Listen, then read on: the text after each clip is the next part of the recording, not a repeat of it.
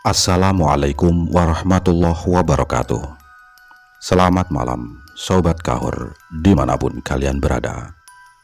Malam ini, Bang Fawa akan menceritakan sebuah kisah yang sangat kelam dan penuh misteri tentang betapa mengerikannya jika hati manusia sudah dibutakan oleh keserakahan dan nekat menembus batas kegelapan. Kisah malam ini berfokus pada sosok pria bernama Yanto, seorang yang terjerat hutang judi, kehilangan segalanya, hingga nekat melakukan ritual pesugihan paling terlarang. Siapkan mental kalian, matikan lampu ruangan, pasang earphone, dan mari kita masuk ke dalam cerita.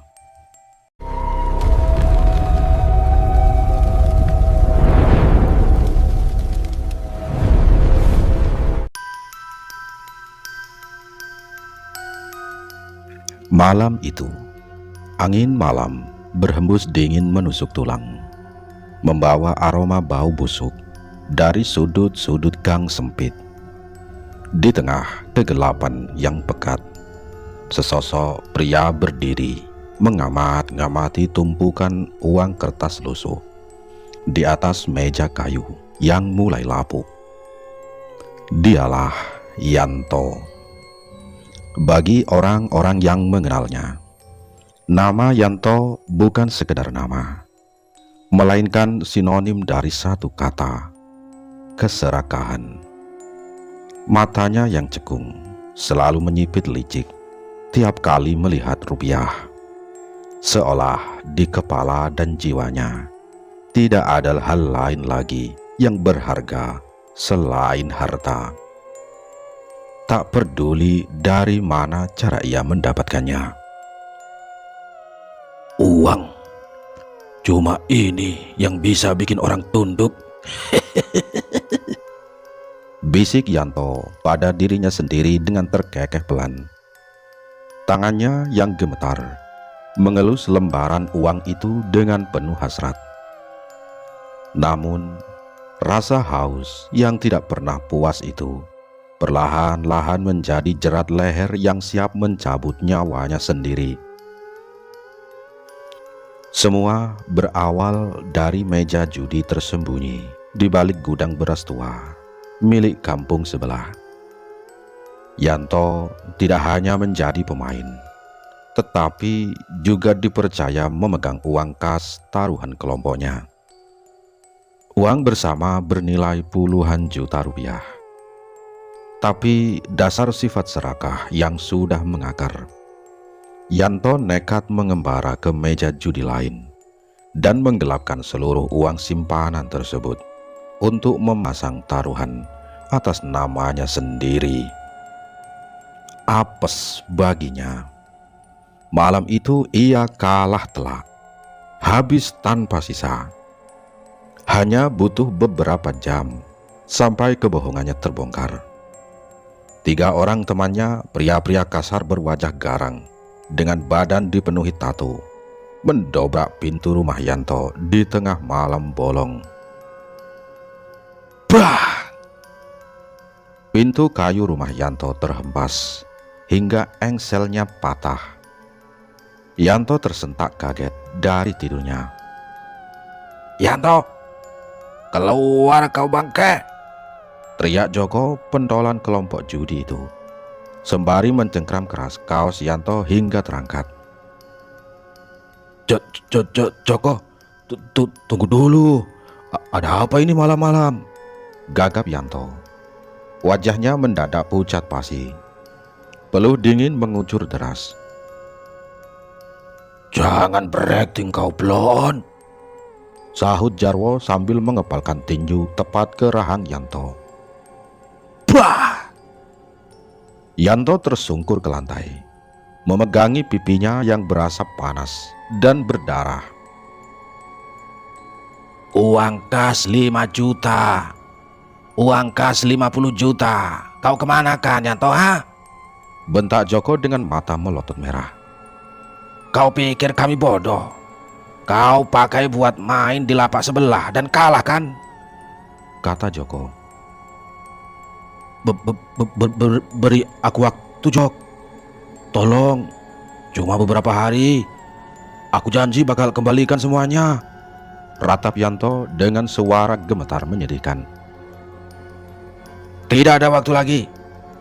Besok sore uang itu harus ada, atau nyawamu yang jadi penggantinya, gertak Joko sembari menendang rusuk Yanto sebelum berlalu pergi, meninggalkan Yanto yang merintih di lantai. Bah! Tak ada jalan keluar. Gertakan Joko bukan main-main. Yanto tahu betul orang-orang itu bisa bertindak nekat. Dalam ketakutan yang mencekam, Yanto terpaksa mengambil keputusan paling pahit, yaitu menjual satu-satunya peninggalan orang tuanya, rumah tempat dia dan keluarganya bernaung. Sore harinya, rumah itu pun dilepas dengan harga yang sangat murah kepada tengkulak tanah demi melunasi hutang judi dalam hitungan jam itu. Tanda tangan di sini, Yanto. Mulai besok pagi, rumah ini sudah bukan milikmu lagi. Semua perabot di dalam sudah jadi milik saya, ucap si tengkulak dengan senyum yang dingin. Yanto memandangi lembar kertas sertifikat hak milik itu. Tangannya gemetar hebat saat memegang pulpen. Tapi beri saya waktu untuk berkemas sedikit lah. Tidak ada kemas-kemasan.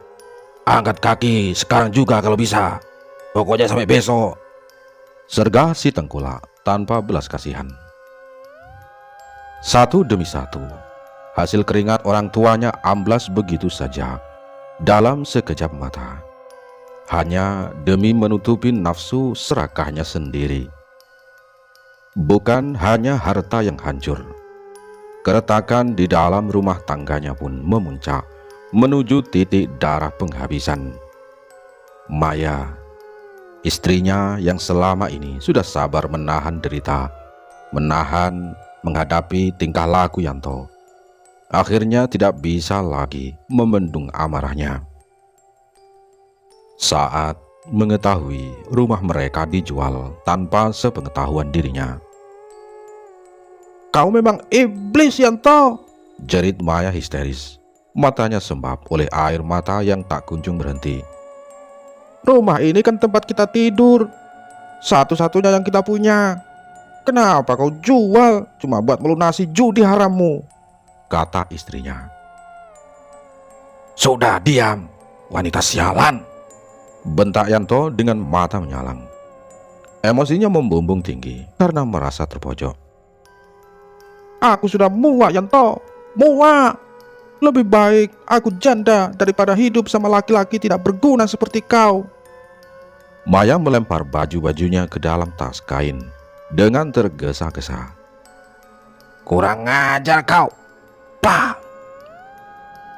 Satu tamparan keras mendarat di pipi Maya hingga wanita itu tersungkur ke sudut ruangan. Yanto tidak berhenti.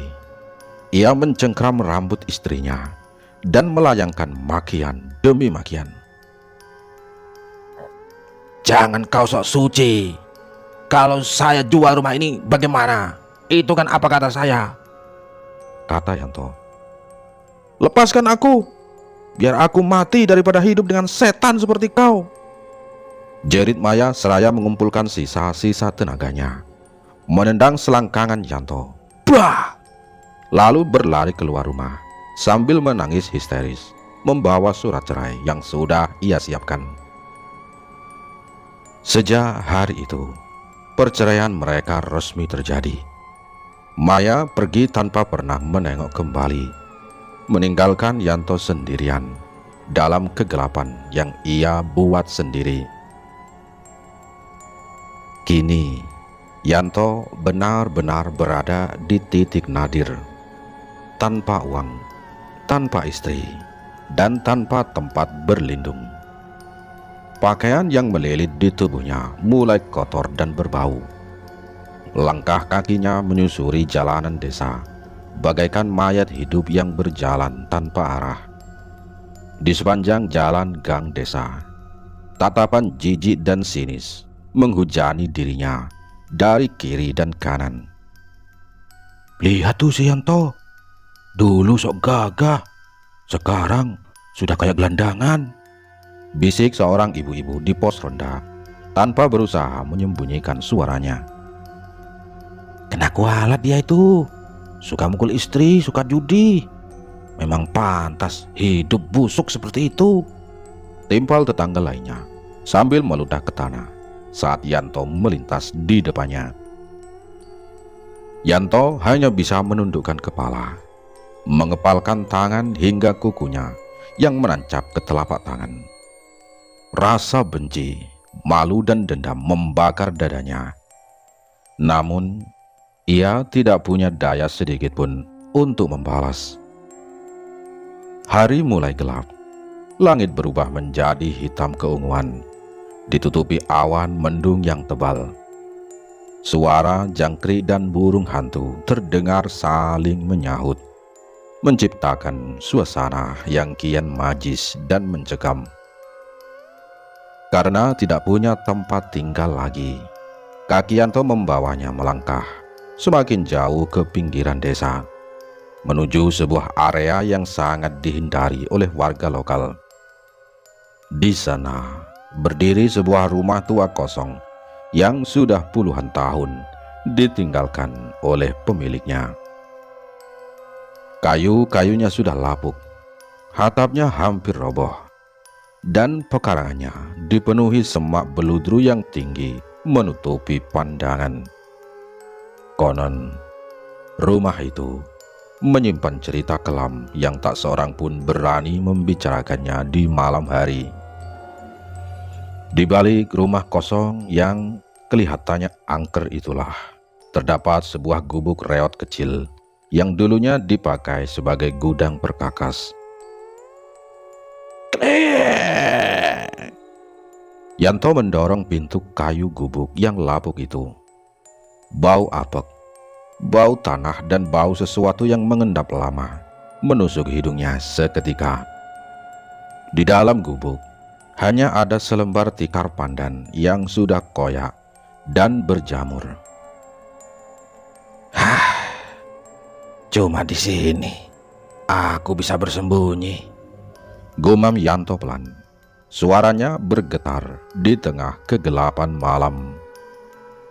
Ia melempar tubuhnya yang letih ke atas tikar jemuran itu. Namun, saat kegelapan semakin pekat dan angin malam meniupkan dedaunan di luar gubuk, Yanto merasa ada sesuatu yang aneh. Suasana di sekitar gubuk mendadak menjadi sangat hening. Suara jangkrik yang tadinya bersahut-sahutan tiba-tiba mati total. Di balik dinding kayu gubuk yang berlubang, tepat mengarah ke bagian belakang rumah kosong tersebut, Yanto mendengar suara sayup-sayup yang kemungkinan suara bisikan dingin yang memanggil namanya. Pikiran Yanto yang makin kalut membuatnya gelap mata.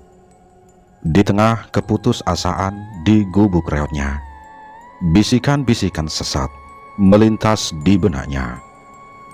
Hanya ada satu cara cepat untuk membalikkan nasib tanpa perlu kerja keras: jalan ilmu hitam.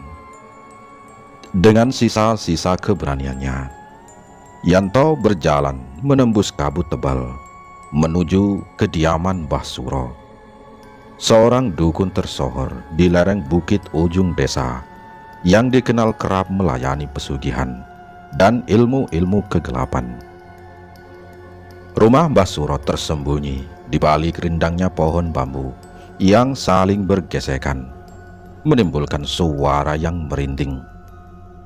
Bau kemenyan yang menyengat langsung menyapa hidung Yanto begitu ia melangkah ke teras.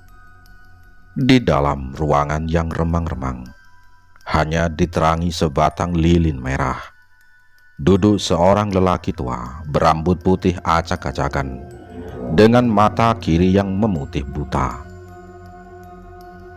Aku sudah tahu kenapa kau datang. Suara Mbah Suro terdengar berat, serak dan bergetar, mirip suara kayu patah. Bebanmu berat, dimiskinkan, dihina, dibuang. Betulkah? Yanto langsung bersujud di depan sang dukun. Tolong saya, Mbah. Saya mau kaya. Saya mau balas dendam pada orang-orang yang menghina saya. Berikan saya syarat apa saja, Mbah.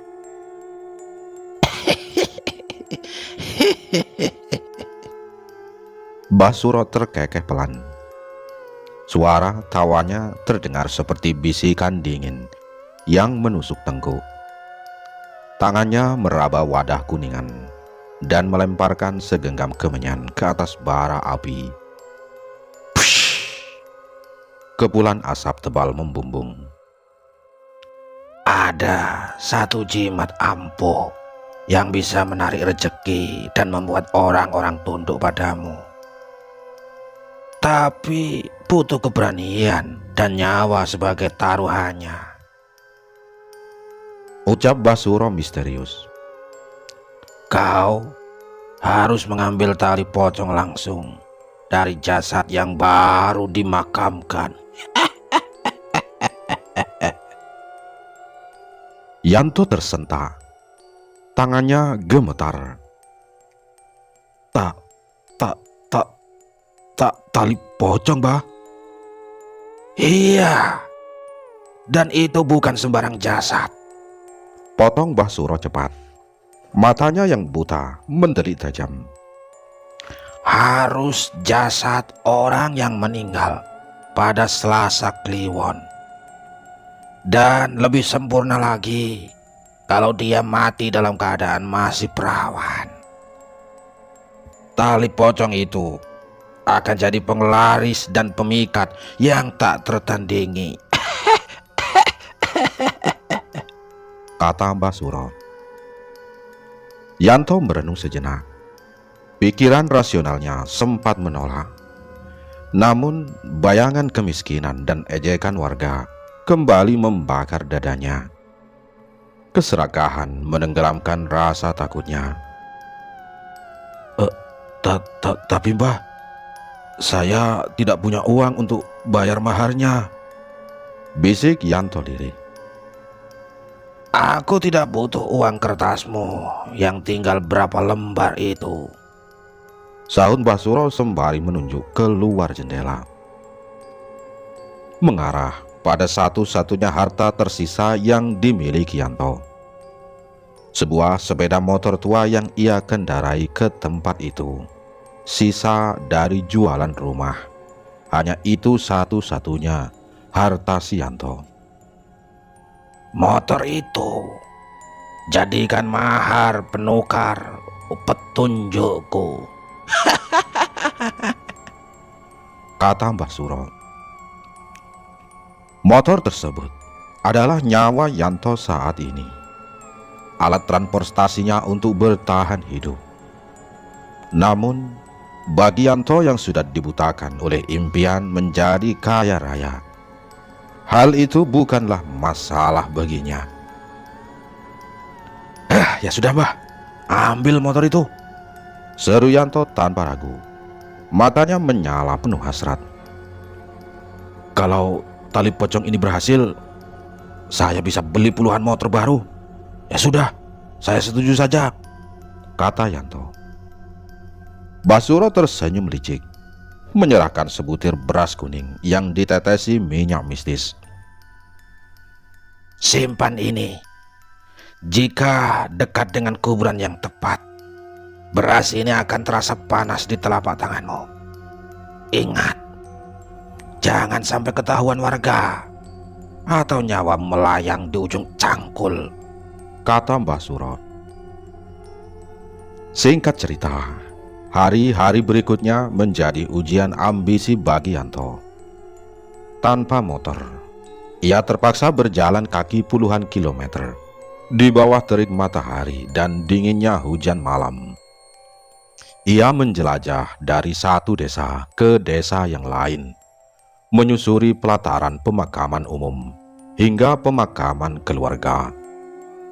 Ia menanyakan kabar duka ke warung-warung kopi terpencil, berpura-pura mencari kerabat jauh, padahal sebenarnya berburu informasi siapa warga yang meninggal pada Selasa Kliwon. 2 hari, 3 hari, Yanto hampir putus asa. Kakinya melepuh dan badannya kotor penuh lumpur. Hingga akhirnya di hari keempat, saat ia melangkah ke desa tetangga yang sedikit terisolasi di dekat hutan, ia mendengar percakapan warga di sebuah pos ronda. Seorang gadis muda setempat baru saja meninggal dunia secara mendadak, tepat pada hari Selasa Kliwon, lalu dimakamkan 3 hari yang lalu. Saat Yanto menggenggam beras kuning pemberian Mbah Suro di dalam saku celananya, seketika telapak tangannya terasa panas. Wah, ini dia. Kesempatan tidak datang 2 kali, sudah dapat. Gumam Yanto dengan napas memburu dan senyum menyeringai puas. Malam harinya, kegelapan gulita membungkus area pemakaman umum desa tersebut. Jam menunjukkan pukul 10 malam. Yanto sudah bersiap. Ia mengenakan pakaian serba hitam, penutup muka kain hitam yang hanya memperlihatkan matanya, serta memanggul sebuah cangkul tua dan senter kecil. Rintik hujan gerimis mulai turun, membuat tanah kuburan menjadi licin. Pemakaman itu sangat mengerikan.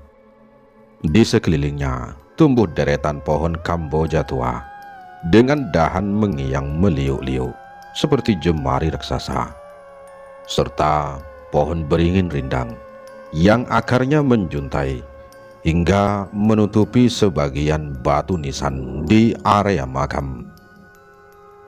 Angin malam meniup dedaunan Kamboja, menimbulkan suara sret, sret, sret yang membuat bulu kuduk berdiri tegak. Tuh, jangan takut Yanto, sebentar lagi kau bakal kaya, bisik Yanto menenangkan hatinya sendiri, meski jantungnya berdegup kencang seperti mau melompat keluar. Ia menyusuri deretan gundukan tanah hingga matanya tertuju pada sebuah makam baru yang taburan bunga mawar dan melatinya mulai layu.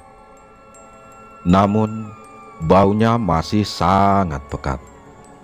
Kayu nisan sederhananya mengonfirmasi nama sang gadis perawan yang baru dimakamkan 3 hari lalu. Yanto tidak membuang waktu. Ia menancapkan ujung cangkulnya ke tanah basah itu. Jelep, jelep, jelep.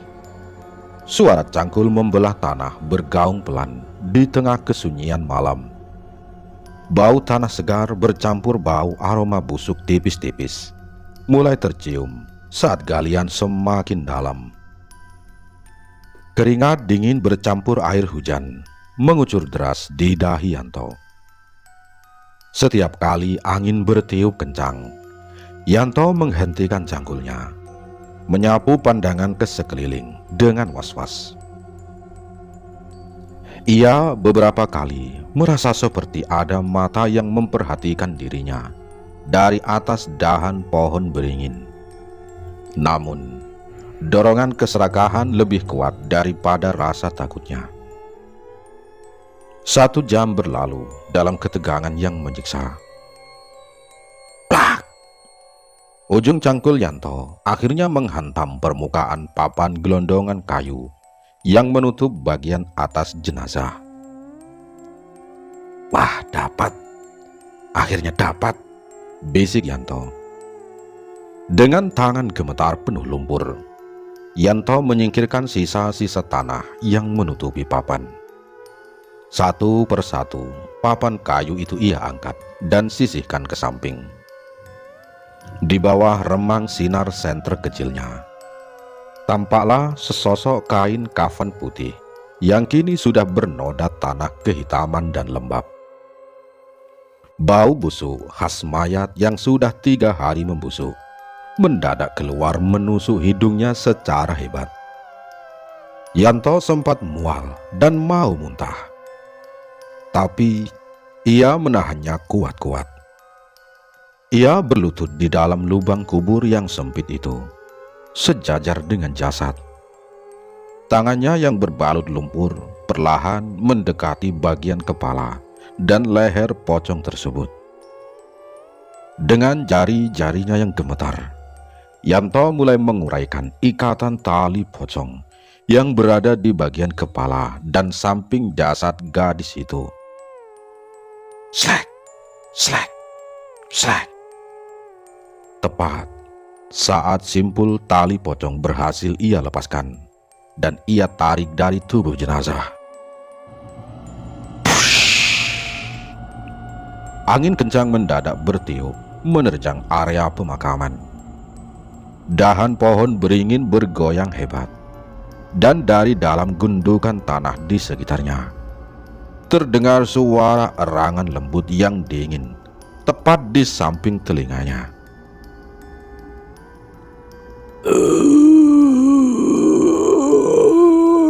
Kenapa? Yanto membeku secara langsung di dalam lubang kubur itu. Tangannya masih memegang erat tali pocong yang berbau busuk tersebut. Bau busuk yang pekat dan menusuk hidung kian menguasai liang kubur yang sempit itu.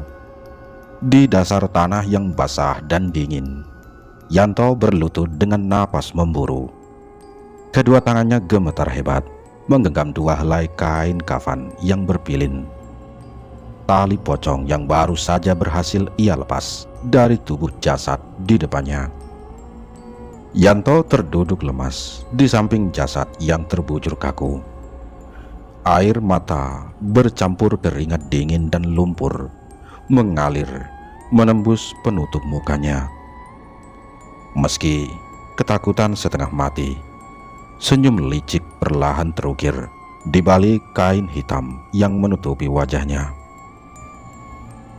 Dapat. Akhirnya aku dapat, bisik Yanto dengan suara parau yang bergetar. Mbah Suro benar. Tali ini bakal buat aku kaya raya. Ibu-ibu tetangga, si Joko, si Jarwo, kalian semua bakal tunduk di kakiku, kaki Yanto. Dengan gerakan tergesa-gesa, Yanto menarik resleting tas ransel hitamnya yang sudah lusuh. Bau amis dan aroma tanah yang pekat menguar dari kain tali pocong itu saat Yanto menjejalkannya dalam-dalam ke dalam tas. Ia menepuk tas ransel itu dengan puas, seolah baru saja memasukkan segepok uang tunai. Sekarang aku harus pergi dari tempat sialan ini, gumamnya seraya mengembangkan napas panjang, mencoba mengumpulkan sisa tenaga untuk keluar dari liang lahat. Yanto berbalik, meletakkan kedua telapak tangannya pada pinggiran tanah liang kubur untuk menumpu badannya. Namun, baru saja ia hendak mengangkat tubuhnya ke atas,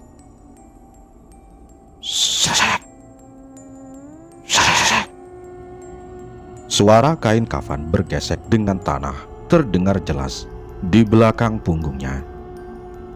Suasana pemakaman yang tadinya bising oleh hembusan angin mendadak hening total. Suara angin mati, suara rintik hujan mendadak berhenti. Jantung Yanto serasa berhenti berdetak. Bulu kuduk di sekujur tubuhnya berdiri tegak seperti ditusuk jarum-jarum es. Secara perlahan, Yanto memutar lehernya pelan-pelan ke belakang. Di bawah remang cahaya lampu senter yang tergeletak di tanah, jasad gadis perawan yang tadinya terbaring kaku itu kini berada dalam posisi duduk tegak. Kain kafan yang membungkus bagian kepalanya sudah terkuak lebar. Wajahnya pucat kebiruan, dengan kulit yang mulai mengelupas di sana-sini.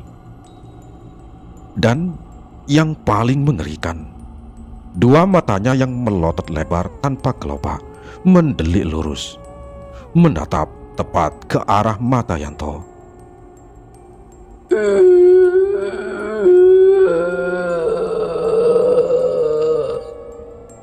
Suara erangan berat keluar dari tenggorokan jasad yang membusuk itu. Bibirnya yang hitam pekat perlahan bergerak-gerak, meneteskan cairan kental berwarna kehitaman. Yanto membeku, matanya membelalak lebar, mengunci tatapan dengan mayat tersebut. Tubuhnya bergetar hebat, hingga gigi-giginya berkatuk keras. Tidak, jerit Yanto dalam hati. Suaranya tercekat di tenggorokan. Rasa takut yang luar biasa menghantam otak Yanto bagaikan guncangan gempa bumi. Naluri bertahannya menjerit-jerit, menyuruhnya lari. Tolong, setan! Teriak Yanto sekuat tenaga. Namun, suaranya hanya terdengar seperti bisikan parau yang tertahan di tenggorokan. Ia mencoba menggapai tepi kuburan untuk memanjat, menjejakkan kakinya ke dinding tanah untuk meloncat ke atas. Ceh! Satu getaran hebat menghantam kaki kirinya. Otot betis Yanto mendadak memandek dan mengejang kencang. Kram parah. Rasa sakit yang teramat sangat menusuk hingga ke tulang paha, membuat kakinya sama sekali tidak bisa digerakkan, seolah-olah dipaku oleh kekuatan gaib ke dasar liang kubur. Kakiku, acuh, kenapa kakiku? Jerit Yanto histeris. Ia memukuli betisnya sendiri dengan panik. Namun kakinya tetap mati rasa dan kaku seperti batu. Yanto mencoba memanjat hanya dengan mengandalkan kekuatan kedua tangannya. Namun tanah liang kubur yang basah oleh air hujan terasa sangat licin.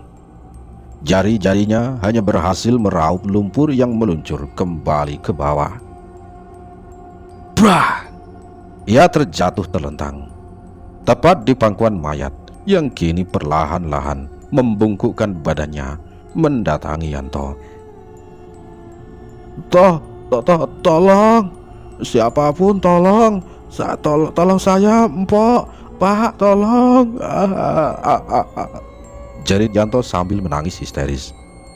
Ia merayap mundur dengan siku tangannya, menyusuri dasar kubur yang makin menyempit. Di puncak ketakutannya, dari atas bibir galian kubur muncul sosok bayangan hitam, tinggi besar, dengan mata merah menyala bagaikan bara api. Bayangan itu berdiri menutupi lubang galian, membuat cahaya bulan sepenuhnya tertutup. Aroma kemenyan bercampur bau bangkai menyeruak kian pekat. Suara tawanan berat dan dingin bergaung memantul di dalam liang tanah.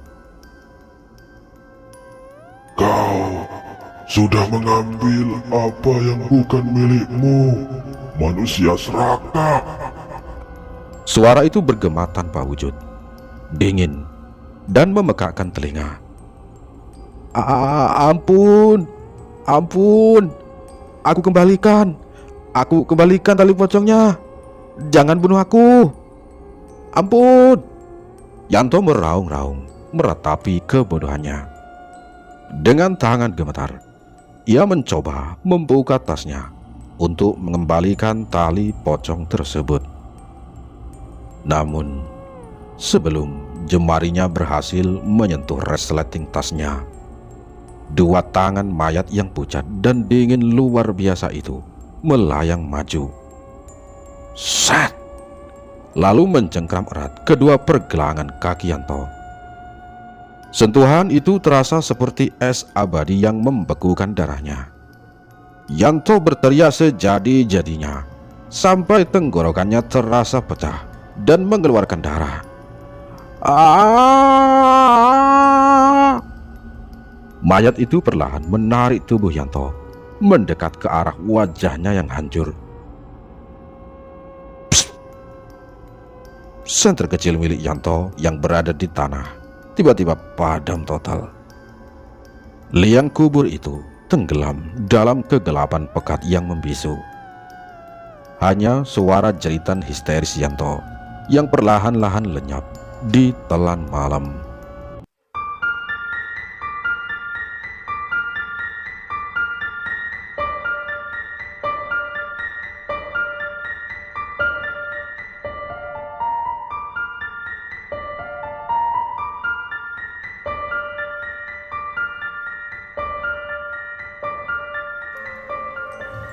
Malam berlalu dengan sangat lambat.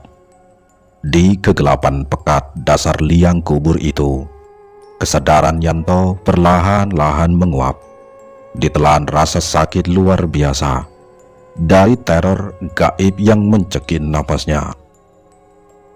Sayup-sayup, suara kicauan burung gereja dan kehangatan sinar matahari pagi menyapu wajah Yanto yang dipenuhi lumpur kering. Yanto terbangun dengan napas memburu. Jantungnya berdegup kencang seperti mau pecah. Aku masih hidup. Aku masih hidup. Gumam Yanto linglung. Ia mendapati dirinya masih tergeletak di dalam lubang kubur. Matahari sudah terbit, menyinari pemakaman yang tenang, seolah tak pernah terjadi teror mengerikan semalam. Rasa kram di kakinya sudah menghilang, namun tubuhnya terasa sangat lemas dan remuk. Dengan gemetar, tangan Yanto meraba punggungnya. Tas ransel hitam itu masih ada di sana. Saat ia membuka resletingnya sedikit, tampak kain tali pocong berbau busuk itu masih tersimpan rapi. Aku berhasil. Aku tidak mati. Persetan dengan setan semalam. Tali ini milikku sekarang. Bisik Yanto menyeringai gila di balik penutup mukanya.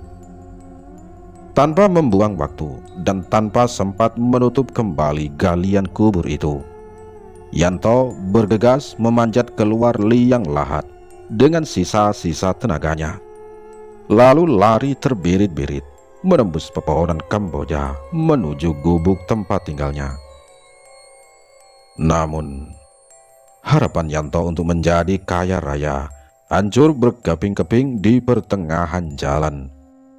Baru saja Yanto berlari keluar dari area pemakaman menuju jalan utama desa, beberapa warga yang hendak pergi ke sawah menghentikan langkah mereka. Matanya terbelalak melihat seorang pria berpakaian serba hitam, membawa cangkul, berlumpur, dan membawa bau bangkai menyengat. Itu siapa? Kenapa bawa cangkul pagi-pagi dari kuburan? Teriak salah seorang warga. Tunggu. Bau bangkai apa ini? Jangan-jangan ada yang membongkar kuburan, timpal warga lainnya dengan emosi membumbung. Kepanikan melanda Yanto.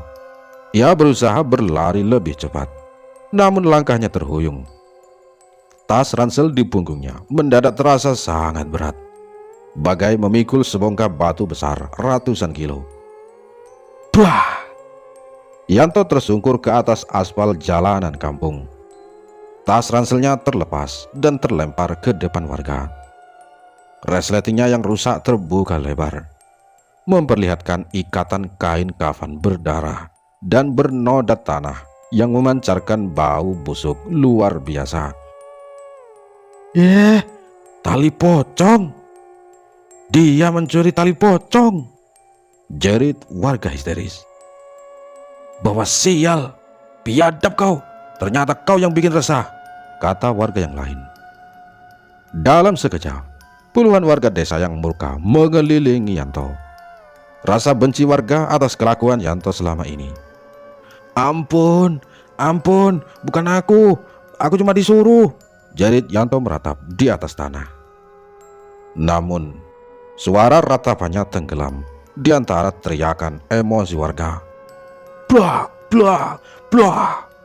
Pukulan, tendangan, dan hantaman kayu melayang menghantam tubuh Yanto tanpa ampun sama sekali. Beberapa jam kemudian, polisi tiba di lokasi kejadian untuk mengamankan Yanto yang sudah dalam kondisi babak belur, tak berdaya, dan bersimbah darah. Yanto menyeret kakinya ketika ke dalam sel tahanan. Hukuman penjara kini menantinya atas aksi penistaan makam dan pencurian. Inilah penderitaan Yanto di dalam penjara ternyata baru saja dimulai. Ternyata penderitaan Yanto di dalam penjara ternyata baru saja dimulai. Setiap kali malam tiba dan lampu sel dimatikan, Yanto tidak pernah bisa tidur. Dari sudut sel penjara yang gelap dan lembab, sosok perempuan berkain kafan tanpa ikatan tali pocong akan muncul, berdiri mematung, memandanginya dengan mata melotot merah, sampai berbisik dingin tepat di samping telinganya, sampai pagi tiba. Begitu terus, pocong itu menghantui dirinya walaupun di sel tahanan. Yanto akhirnya kehilangan akal sehatnya. Ia menghabiskan sisa hidupnya di dalam sel dengan tertawa dan menangis sendirian, berteriak-teriak ketakutan pada bayangan yang tak bisa dilihat orang lain.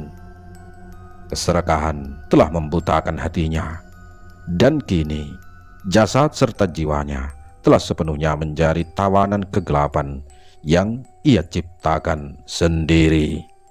Selesai.